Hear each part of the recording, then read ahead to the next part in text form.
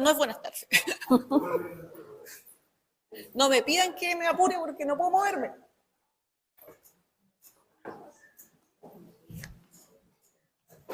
¿Estamos? Excelente. Este es nuestro equipo técnico. Buenas tardes, hermanos. Hoy día nos corresponde la tercera escuela de los documentos del Concilio Vaticano II. Ya vamos terminando esta fase que iniciamos en septiembre con la presencia del profesor Uribe, con el profesor Manuel, ahora nos va a acompañar Cecilia. Nos queda solamente uno más y estaríamos cerrando. Recordar que el estudio de estos documentos también gana indulgencia, para que vengan preparados, para que se confiesen, participen de la Eucaristía, estudien el documento y pueden ganar indulgencia. Ya queda poquito este año porque este año la indulgencia termina el 28 de diciembre, si no me equivoco. Entonces queda poquito del año jubilar, para que aprovechen de ganar indulgencias, ¿ya? Hoy día nos va a acompañar nuestra profesora Cecilia. Ella es teóloga, tiene un magíster en teología pastoral. Y también la vamos a felicitar por su nuevo nombramiento. Ella fue nombrada vicepresidenta de la Sociedad Chilena de Teología hace muy poquito, así que tenemos el honor de tenerla con nosotros. Vamos a pedirle a los hermanos de Piedad que nos puedan acompañar con la oración inicial para que ella pueda empezar su escuela. Gracias. Bien, vamos a aprovechar la instancia que venimos de la misa, hemos comulgado, entonces venimos santificados. Así que vamos a ponernos de pie para dar inicio como corresponde, ¿cierto?, a nuestra actividad con la oración preparatoria. Todos, ven Espíritu Santo, llena los corazones de tus fieles y enciende en ellos el fuego de tu amor. Envía, Señor, tu Espíritu para darnos nueva vida. Oremos. Padre, que has iluminado los corazones de tus hijos con las luces del Espíritu Santo, haznos dóciles a tu Espíritu, para gustar siempre el bien y gozar de tu consuelo, por Cristo nuestro Señor, todos. Creo, Señor, que estás aquí presente, aunque mis ojos no te vean, te sienten mi fe. Aparta de mí los pensamientos extraños. Haz que comprenda las verdades que en esta ocasión quieres enseñar, que me decida a practicarlas. Habla, Señor, tu Hijo escucha. María, medianera de todas las gracias, tú que escuchabas a tu Hijo y guardabas sus palabras dentro de tu corazón, ayúdame a que escuche y que siga la voz del Señor. Amén. Cecilia, ¿tiene el micrófono? ¿Está listo? Sí. ¿Sí? ¿Se escucha? ¿Sí?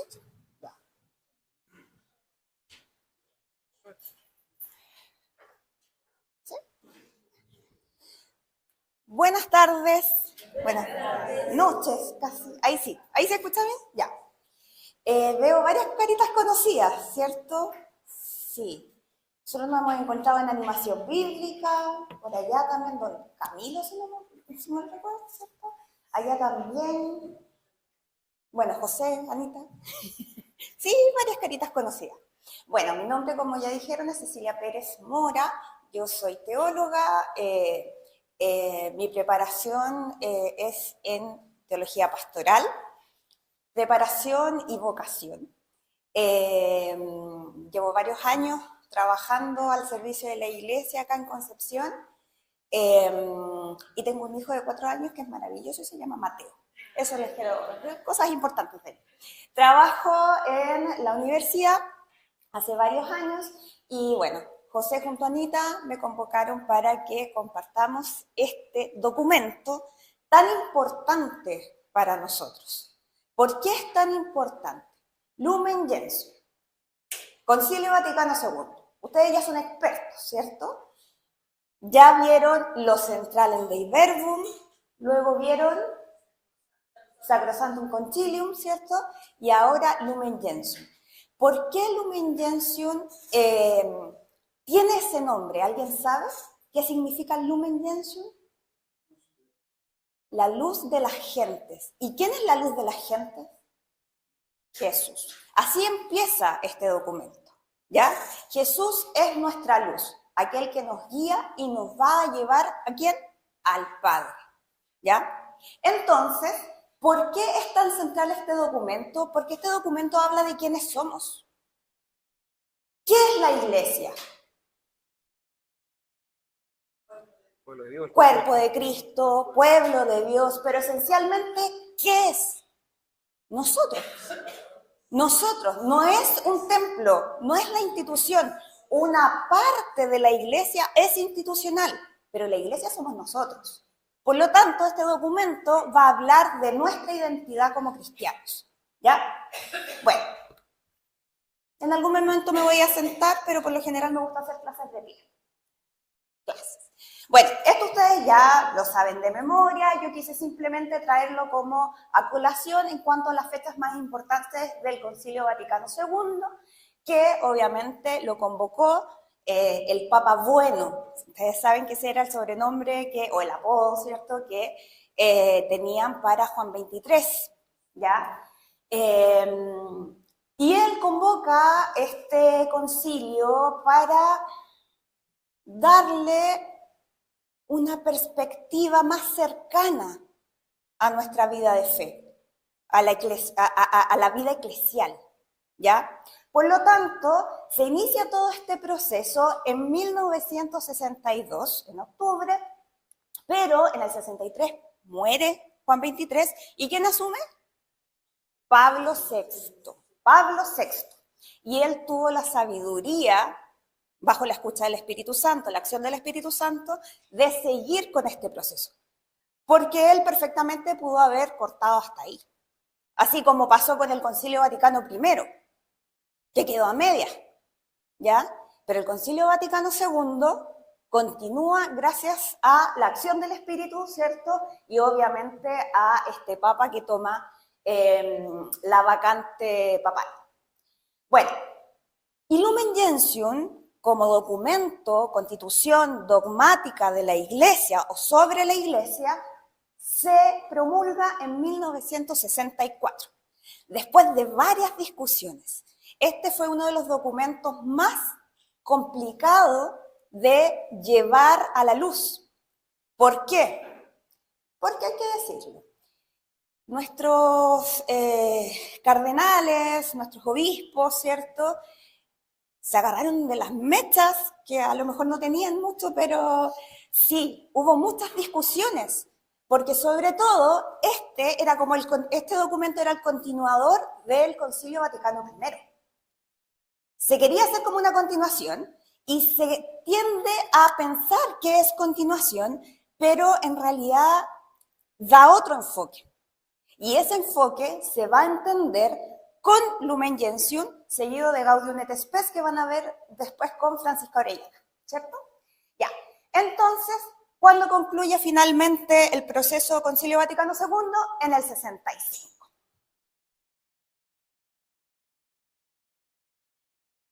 Cuando hablamos de iglesia, la resolución de estos datos son más o menos. Pero a grandes rasgos, cuando hablamos de iglesia como concepto, el concilio se va a basar en el término hebreo kahal, ¿ya?, que significa asamblea. O sea, es una convocatoria de personas que tienen un mismo fin, un mismo horizonte. En este caso, ¿cuál es el horizonte? Ser creyentes en Cristo. Porque nosotros somos cristianos. Nuestra fe, suena medio herético lo que voy a decir, pero no es herejía. Ya se agarró la cabeza José, así, ¡ay, qué va a decir! Nuestra fe no está dirigida ni al Padre ni al Espíritu Santo. Nuestra fe está dirigida a Cristo, porque es Cristo quien nos lleva al Padre. Y la función del Espíritu Santo es llevarnos a Cristo. ¿Ya? ¿Qué pasó? ¿Herejía? ¿Peleamos? Porque nuestra fe es la fe en Cristo. Nosotros somos los creyentes en Cristo. Lo que no, en consecuencia, no nos lleva a decir, no, es que la Trinidad nada que ver. Todo lo contrario. Es Cristo quien nos hace entender que Dios es una Trinidad. Y esto lo refleja muy bien el Concilio Vaticano II en Lumen Gentium. Algo que se había perdido con Trento. Concilio de Trento. Me imagino que Manuel se los mencionó, ¿o no? ¿Sí? Ya. Concilio de Trento tiene cosas muy buenas. Fue el concilio que dirigió la doctrina de la Iglesia por casi 500 años, ¿ya? Pero en el aspecto eclesiológico, Trento tiene algo que nos desenfocó de nuestra realidad eclesial. Vamos a ver. Ahí está lo que les dije de... Ya, acá. Siglo XVI, tenemos el Concilio de Trento, y ahí, con el Papa Pablo III, frente a la Reforma Protestante, finalmente se establecen los lineamientos esenciales de nuestra fe. Se establece ya definido el canon de la Iglesia, el canon de la Biblia y otras cosas más. Pero en este caso de la Iglesia, ¿qué se dice? ¿Cuál era el modelo que teníamos de organización? La Iglesia estaba muy apegada a lo gubernamental y el modelo de organización era más bien monárquico, ¿ya? Por lo tanto, todo el funcionamiento de la Iglesia se enfocaba netamente en el clero, ¿ya?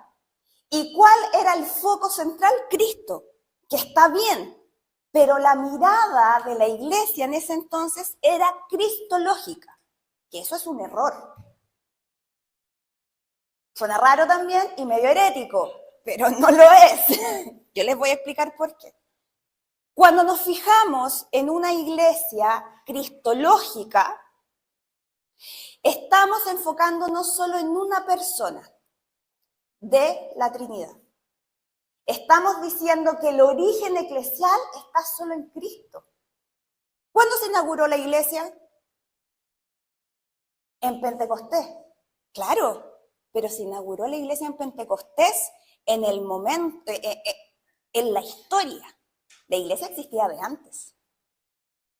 Cristo la inauguró, ¿cierto?, por medio del Espíritu Santo, ¿cierto?, en Pentecostés, etcétera, pero resulta que las tres personas de la Trinidad actuaron en la fundación de la iglesia. No solo Jesús. Por lo tanto, nuestra iglesia no es cristológica. Nuestra fe es cristológica. Nuestra iglesia, por el contrario, y es lo que aclara el Concilio Vaticano II con Lumen Gentium, nuestra iglesia es trinitaria. Entonces, la eclesiología que había con Trento era una eclesiología cristológica, jurídica, donde solo era el centro el clero y las personas, los laicos, éramos meramente unos espectadores. De hecho, ¿se acuerdan que la misa se hacía de espalda al pueblo, en latín, que puede ser muy lindo, pero resulta que el pueblo solo escuchaba y el pueblo no entendía el latín? Entonces, ¿qué pasó? Empezaron a nacer devociones dentro de la misma Eucaristía. ¿Qué hago para, si no le entiendo al curita, no tengo idea en qué va esta cosa? ¿Qué hago? El rosario, justamente. Nace la devoción del rosario, el tema de poner imágenes, hartas imágenes, sobre todo el Vía Crucis, para que la gente se concentre en eso, ¿cierto? Entonces, todos esos detalles van naciendo a partir de que nosotros éramos espectadores, no participábamos de la Eucaristía, de la liturgia, ¿ya? Entonces el Concilio Vaticano II da un giro, ¿ya? Él es Roberto Bellarmino, creo que no se ve muy bien, pero bueno. Roberto Bellarmino es aquel, San Roberto Bellarmino, es aquel que se encarga de desarrollar el estatuto eclesiológico en Trento. Y él obviamente se va a basar en lo que conoce, que es finalmente una organización clericalista y cristológica, que se preocupaba, una liturgia que se preocupaba más de lo estético y de lo jurídico, más que de la comunión, cuando en realidad la Eucaristía, la liturgia, la iglesia es comunional, ¿ya? Bueno, con eso Bueno, y claro, aquí se establece entonces la eclesiología como un área de la teología, algo súper bueno, ¿ya? Y la eclesiología entonces, ¿qué va a hacer? Nos va a hablar del origen y la naturaleza de la iglesia, pero desde una perspectiva netamente cristológica. Y eso lo va a superar 500 o 400 y tantos años después, el Concilio Vaticano II con Lumen Gentium.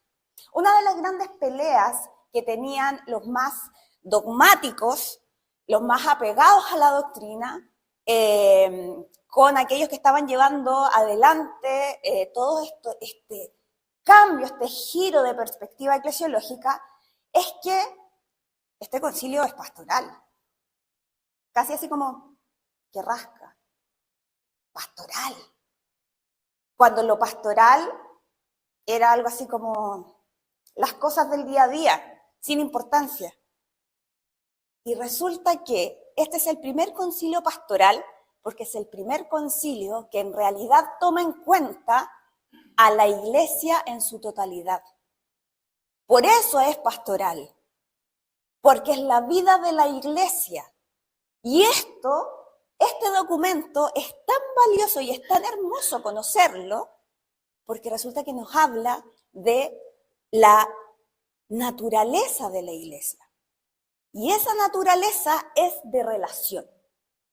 Lo primero que establecen los primeros números, del 1 al 9, Lumen Gentium, es el principio de la Trinidad, principio de Trinitate, que no lo inventan en el Concilio Vaticano II, sino que viene desde los estudios esencialmente de San Agustín y de Santo Tomás de Aquino. La Trinidad. ¿Y qué importancia tiene esto? Se habla de que hay un giro copernicano. ¿Conocemos cuál es el giro copernicano en la historia de la humanidad? Que la Tierra no es el centro del universo, sino que el Sol. Y el Sol no da vuelta alrededor de la Tierra, todo lo contrario. Nosotros orbitamos alrededor del Sol. Y acá se entiende con Lumen Gentium y Gaudium et Spes que la iglesia no es el centro de la humanidad, sino que la iglesia está inserta en la humanidad, en la sociedad, en el mundo, es parte del mundo. Y aquí nace una frasecita muy polémica que a mí me ha tocado enfrentar y siempre lo cuento, que hace muchos años atrás yo estaba dando una charla en X parroquia y hablo de la iglesia y digo, sí, pues porque la iglesia es santa y pecadora. Y un caballero se levanta y me dice, que ¿cómo se me ocurre decir algo así? Pero si no lo digo yo. Lo dice el Concilio Vaticano II con bases, lo repite el Catecismo de la Iglesia Católica. ¿Y por qué es santa y pecadora? Su fundador es santo. Nosotros estamos llamados a la santidad. Los sacramentos nos ayudan a encontrar la santidad. Pero tenemos tendencia a pecar. Y por lo mismo, y gracias a Dios, existe el sacramento de la penitencia. ¿Cierto? ¿Quiere preguntar algo? ¿No? Ya. Bueno, entonces se da este giro copernicano en donde nace la eclesiología de comunión, la eclesiología trinitaria. ¿Y por qué? Porque entendemos ahora que la iglesia no es solo acción de Jesús, sino que es acción del Padre en el Hijo por el Espíritu. ¿Ya? Bueno. Aquí ya a grandes rasgos, ¿cierto? Les quise mostrar una estructura de lo que es el documento. Esos datos ya los vimos, es promulgado por Pablo VI. Yo soy fan de Pablo VI, Juan XXIII, Pablo VI, Benedicto y Francisco. Son mis ídolos. Son mis rockstar papales. Y tenemos 8 capítulos, que en realidad estos llegaban hasta aquí, hasta el 7º. El 8º, que es dedicado a la Virgen María, era una constitución aparte. Pero finalmente, como María es modelo de fe, y además es como, ay, siempre se me va esa palabra, en ella se prefigura la iglesia del final de los tiempos, desde el inicio con Eva que pisa la serpiente, o sea, toda esa figura de la mujer que pisa la serpiente, ¿cierto? Hablamos de María. Entonces, iba a ser como un tema aparte, sin embargo, tiene directa relación con la vida eclesial, con la iglesia en sí. Por lo tanto, se decidió, después de hartas peleas, y de verdad cuando les digo que hubo hartas peleas, es porque hubo hartas peleas, se decidió finalmente juntarlo. Y quedó Lumen Gentium. Tenía otros títulos, etcétera, pero finalmente quedó como la luz de las gentes, que es Cristo. Pero ese Cristo no es el único que actúa entre las gentes. A él vamos, ¿ya? Bueno, eso es como en general. Entonces, a ver. ¿Por qué pasó?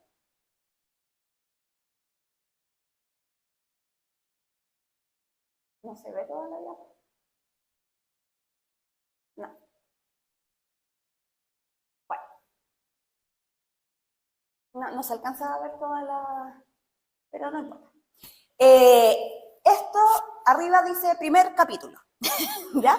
Que no se alcanza a ver. Y se llama El misterio de la iglesia, ¿ya? Acá se parte por Jesús, ¿cierto? La luz de las gentes, etcétera, la luz del pueblo, pero se nos explica el principio de Trinitate o el principio de la Trinidad. La acción de la Trinidad en la iglesia. O sea, primero, entendemos que la iglesia nace de la comunión personal de la Trinidad. ¿Cuál es la comunión? ¿Cuál es el poder de la Trinidad? Esa sinergia, esa dinámica que une al Padre, al Hijo y al Espíritu Santo.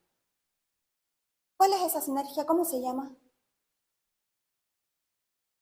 Sí, es una comunión.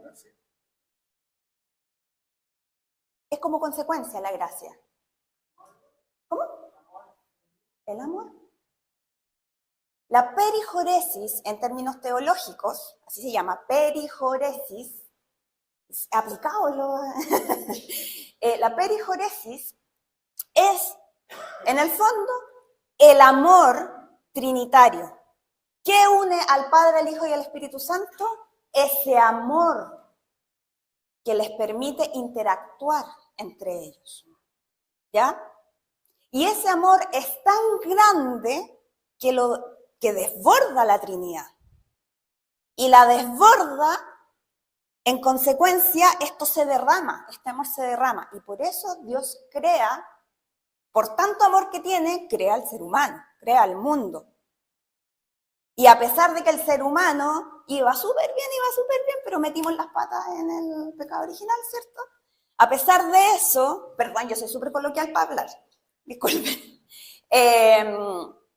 A pesar de eso, en su infinito amor, Dios quiere que nosotros nos salvemos, que volvamos a Él.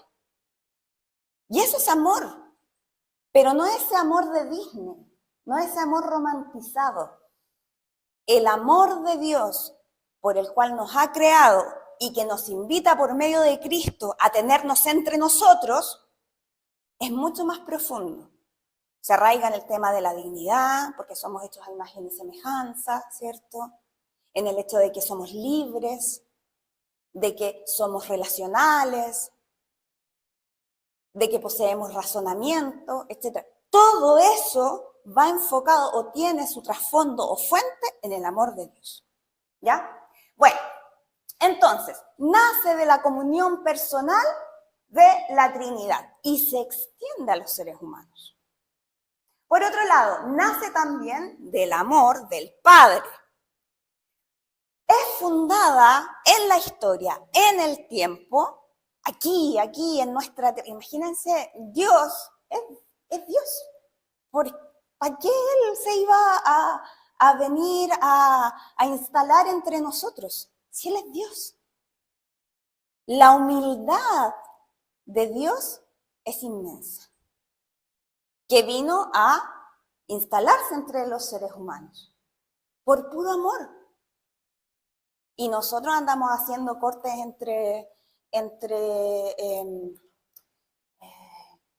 ay, se me fue por lo social. No, más plata, las clases sociales, gracias. Las clases sociales. Nosotros hacemos diferenciación y nos dividimos y todo. Imagínense, Dios es Dios. Y Él vino a estar entre nosotros. Bueno, a partir de eso, entendemos que la iglesia se inaugura en el tiempo, en la historia, y es vivificada por el Espíritu Santo. Los cristianos hemos sido acusados históricamente en Occidente, de ser más cristológicos, cristocéntricos, y olvidarnos del Espíritu Santo. Y resulta que el Espíritu Santo es esencial, porque es Él el que se quedó haciendo el trabajo. Él es el que está aquí, en este momento. Él es el que habita en cada uno de nosotros. Entonces, la acción de la iglesia es efectivamente trinitaria. ¿Ya? Bueno. Ese es el principio de la Trinidad. No sé qué está pasando.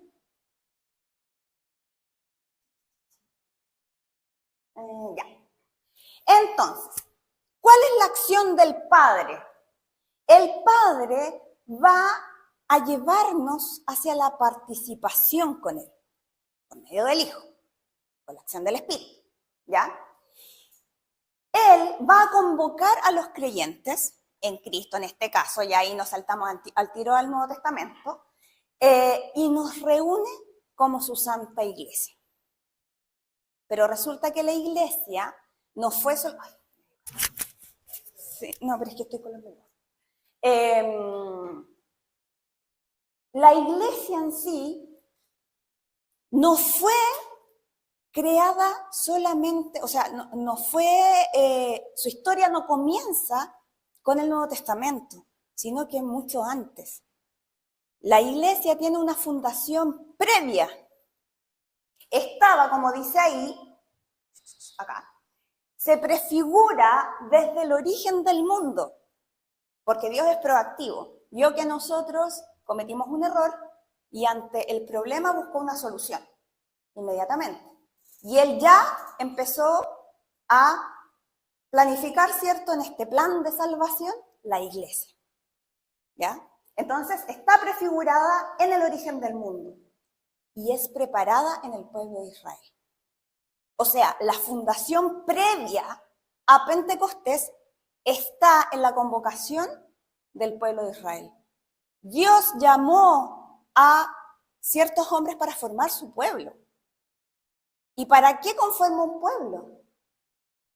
Para seguir, ¿cierto? Para desarrollar su iglesia.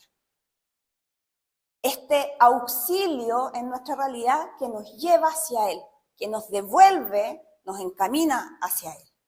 ¿Ya? Además, la constituye Cristo en la historia, se manifiesta por medio del Espíritu Santo en Pentecostés y va a ser llevada a la plenitud en el final de los tiempos. Y esa acción es netamente trinitaria. Por lo tanto, ¿cuál es el origen de la iglesia? La Trinidad, no solo Cristo. Nuestra concepción de iglesia es trinitaria. ¿Ya? Bueno, sí, quiero pasar a lo otro. La acción del Hijo. Cristo es enviado por el Padre. ¿Para qué? Para salvarnos. El anuncio de Cristo, ¿cuál es? No es el mismo anuncio que hacen los apóstoles. Porque, ¿cuál es nuestro mandato hacia la evangelización? ¿Qué es a lo cual nosotros no podemos renunciar como cristianos? Anunciar a Cristo, el querigma. Murió y resucitó para nuestra salvación. ¿Me gusta saltarme eso para el perdón de los pecados? No, para nuestra salvación. ¿Ya? Veamos el vaso medio lleno. Entonces, claro, Cristo actúa, ¿cierto? O llega, ¿cierto? Para nuestra salvación. Pero resulta que Él, su mensaje es no muy distinto, pero es otro. Él nos anuncia que Dios es Padre y nos quiere como sus hijos. Y además nos quiere adoptar como sus hijos. ¿Cuál es el trámite de adopción que hacemos? El bautismo. Ese es el trámite de adopción para ser hijos de Dios, ¿cierto? Bueno, entonces, y además, usted tiene que saber registro civil ahí en todos los trámites. Además, Jesús anuncia el reino. El profesor Arturo Bravo, ¿lo conocen? ¿Sí? Ya. Él inmediatamente me discutiría, usted bien sabe, que nosotros no construimos el reino. Porque el reino ya está. Pero nosotros contribuimos al reino. Ya, no ocupemos la palabra que nosotros construimos. Dígame.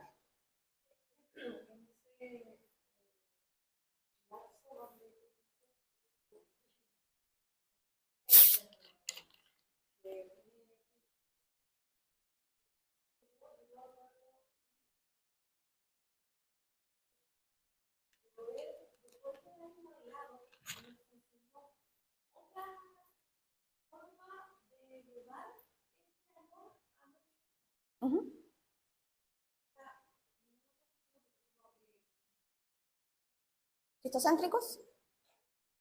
Entonces, él dejó el judaísmo de lado, o fuimos nosotros, o fue los apóstoles que después dejaron el judaísmo de lado, porque cuando Jesús peleaba en la sinagoga, peleaba con los judíos, perdón, y entregaba otra forma de educación en cuanto a la religión, en cuanto al Padre, amarlo, respetarlo y todo eso, porque él entregó amor. Todo lo veía con amor, a diferencia del Antiguo Testamento, que era como más recto, ¿cómo se puede decir? Más autoritario. ¿Ya? Entonces, mi pregunta es, ¿nos entregó otra enseñanza a Cristo? Porque de ahí salimos los cristianos. ¿Quiénes fueron los apóstoles? Los que entregaron sacamos la religión cristiana. Porque se dejó el judaísmo de lado y pasamos del judaísmo al cristiano.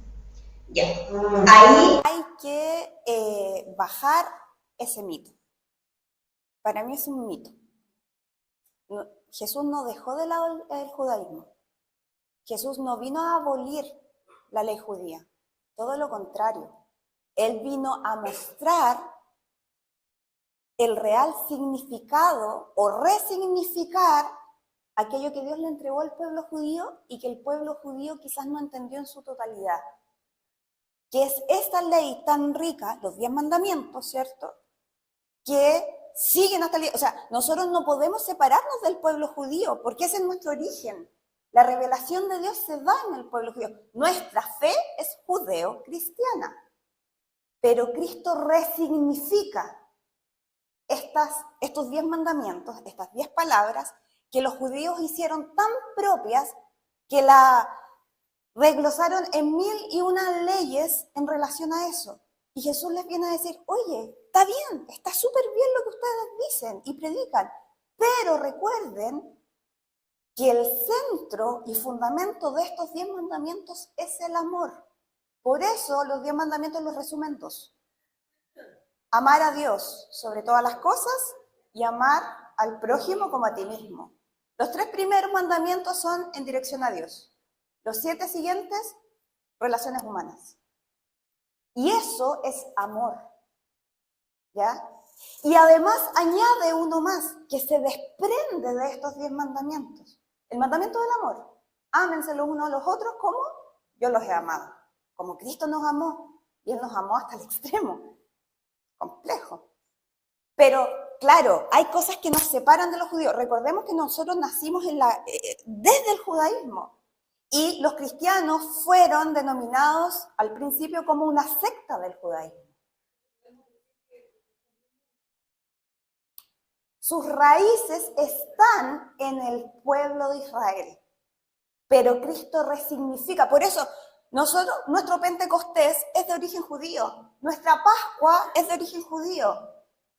Cristo resignifica esas fechas, esas fiestas, para que cambiemos la perspectiva. Y por eso muchos judíos comenzaron a seguir a Jesús.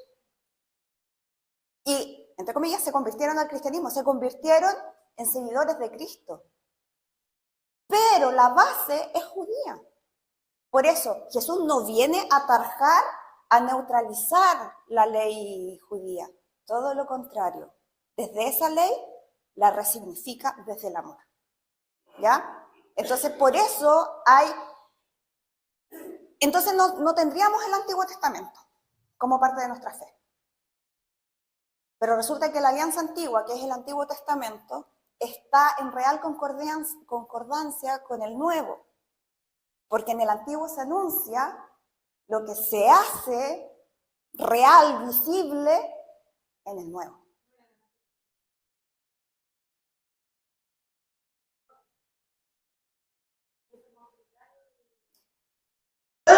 Sí, puede ser una lectura desde esa perspectiva, pero claro, es que las realidades eran distintas y se estaba formando el pueblo. Y los cristianos, al igual que el pueblo judío, vamos y volvemos. Entonces, porque el pueblo judío de alguna manera se fue entrampando y los profetas decían, oye, por ahí no va, vénganse para acá, pero se iban de nuevo y ahí iban y venían. Nosotros, claro, tenemos la receta lista en el Nuevo Testamento, pero igual nos cuesta. Santa y pecadora.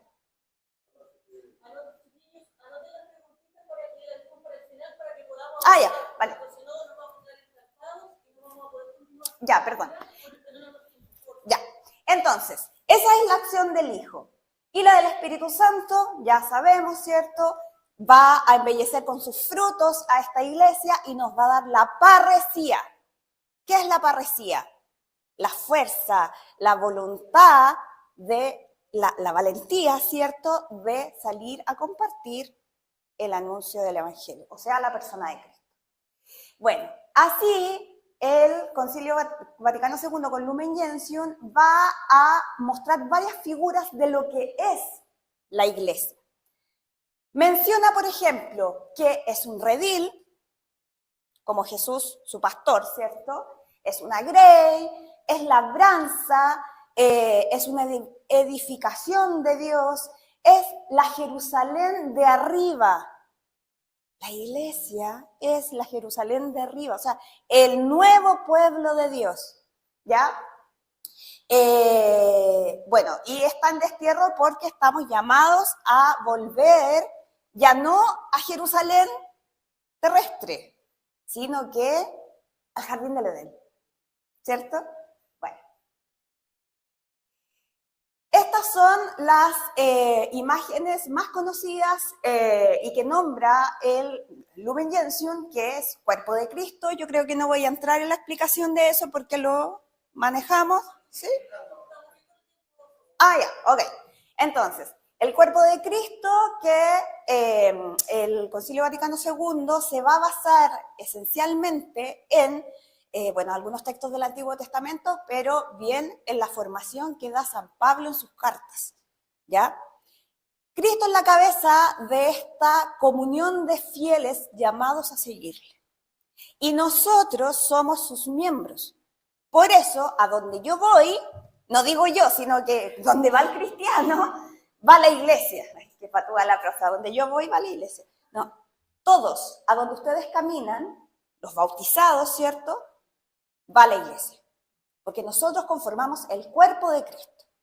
Y siempre he dicho que el Espíritu Santo funciona como stick fix, o sea, es el que pega la cabeza al cuerpo, porque el Espíritu Santo es el que nos llama a mantener esta fe, a vivificarla, ¿ya? Bueno, entonces, por eso es importante entender que si un miembro de la iglesia sufre, todos sufrimos, pero no nos hundimos con él, sino que tratamos de buscar en comunión las soluciones para ser el cuerpo que Dios quiere que seamos. ¿Ya? Por eso es tan importante hoy en día, entre paréntesis, que si bien no está este término en Lumen Gentium, pero sí bien lo describe, porque incluso en una nota de pie de página lo menciona, la sinodalidad. La sinodalidad no es un invento de Francisco. La sinodalidad tiene raíces bíblicas y está desarrollada extensamente en Lumen Gentium y en los otros documentos. ¿Ya? Bueno, me imagino que cuando fueron el 2018, el boom de cuando salieron a la luz el tema de los abusos en la iglesia, ¿ustedes no les importaba? Yo hasta lloré, lo confieso, porque me dolía, porque yo soy iglesia.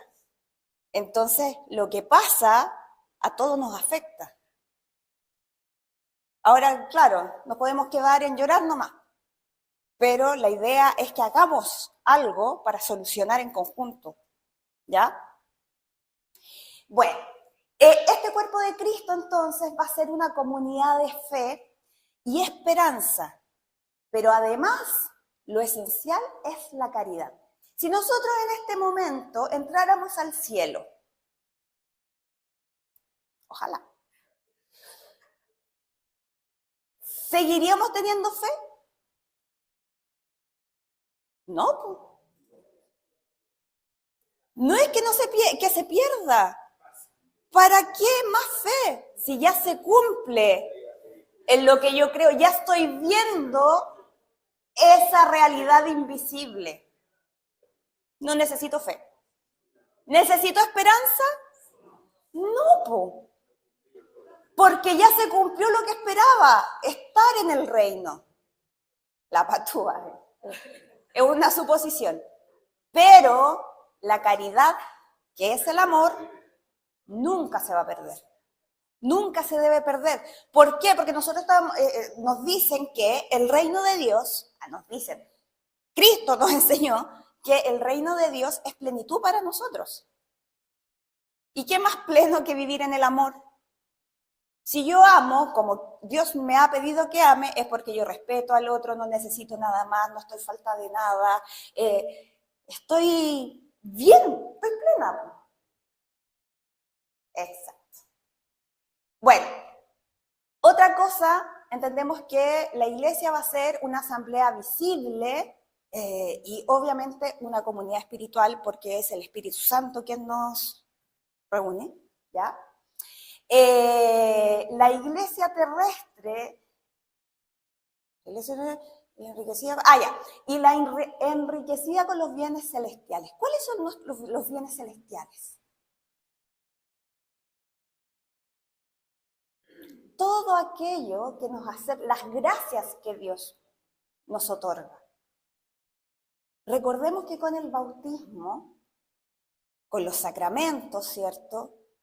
Con la acción del Espíritu, la plenitud la llevamos a cabo, la vivimos en la Eucaristía, porque ahí estamos no solo comulgando a Cristo. ¿Cómo se llama ese pancito? ¿Qué nos dice el sacerdote cuando nos da el pancito? ¿Y qué es el cuerpo de Cristo? Nosotros, pues. Y Cristo en la cabeza. Por lo tanto, no solamente estamos comulgando a Cristo, estamos comulgando a todos los cristianos. Es el momento más íntimo de comunión que hay en la iglesia. O sea, ahí nos estamos haciendo uno. Por eso es tan importante. La Eucaristía es la plenitud, aquel bien celestial que nos hace tocar lo divino. Bueno, también entendemos en el Concilio Vaticano II que la iglesia es de Cristo. Y hay unas notas en las que declaramos en el credo. La iglesia es una, santa, católica, apostólica, y a mí me gustaría decir que es corresponsable o sinodal. Me gustaría arreglar el credo y agregarle eso, pero no creo que se pueda, por lo menos por ahora. Entonces, es una porque todos somos uno, ¿ya? Es santa porque Cristo es santo y estamos llamados a la santidad y un montón de cosas más, ¿cierto? Es católica, que significa católico, universal. Y obviamente los evangélicos, bueno, las ramas protestantes también son católicos, porque son cristianos. Y nosotros también somos evangélicos, porque seguimos el evangelio. Son términos simplemente que se han tomado prestados y nosotros los hemos como enfocado en algo específico. Pero en realidad los cristianos somos todo eso, ¿ya? Y es apostólica porque está fundada en los apóstoles. Y por eso es importante, a ver, la sinodalidad, que no me estoy yendo por otro lado, se ajusta totalmente a lo que dice Lumen Gentium. La sinodalidad, como he escuchado por ahí, no es algo que quiere echar abajo la jerarquía de la iglesia. Por el contrario, la colegialidad que deriva de la iglesia apostólica es súper necesaria. Fueron los apóstoles quienes dan cierto inicio a este movimiento de cristianos, etc. Y está fundada la iglesia entonces en los apóstoles. Y los apóstoles tuvieron seguidores o bien pupilos, ¿cierto?, que también fueron ordenados como obispos. Esos ordenaron a otros obispos, así, hasta hoy día. O sea, Monseñor Pérez de Arce viene de la tradición de los apóstoles. ¿Han pensado eso? Chomalí viene de la tradición de los apóstoles. Cada uno con su rol. Ellos tienen la vocación de ser obispos.